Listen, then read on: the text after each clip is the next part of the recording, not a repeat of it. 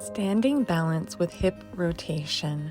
Planting the feet and hips distance apart. Engage your standing leg by turning on the quads, pulling them towards the back, then lifting with the transverse abdominis to bring the hip points closer to the lower ribs.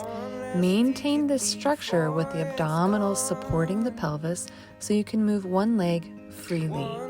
Pressing into the standing leg, the other leg drifts up, pulling the thigh in towards the hip socket as the transverse abdominals squeeze together.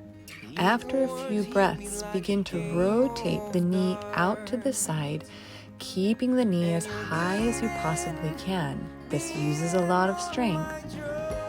The next rotation is to bring the knee down and back as the heel comes towards the buns. You may reach the same hand back towards the ankle, moving the knee behind the other knee without moving the shoulders in front of the hips.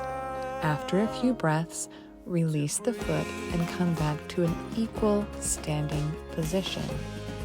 As you switch to the other side, maintain the same awareness, moving the thighs back and engaging the low transverse abdominals, pressing into the heels, the big toe pads as little toe pads.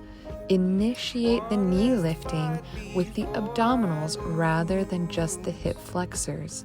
Keep the thigh bone moving back and in to engage the quads correctly.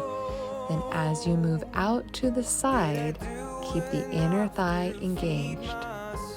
The glutes turn on as the knee moves down and back towards Nataranjasana. If you want a little extra challenge, after a few breaths on the inhale, release the knee, rotating the knee around forward and back, keeping the knee high, and scooch the toe above the opposite knee of the standing foot into Vrkśasana tree pose. Let's see how well you can balance through all of these positions while moving the hip.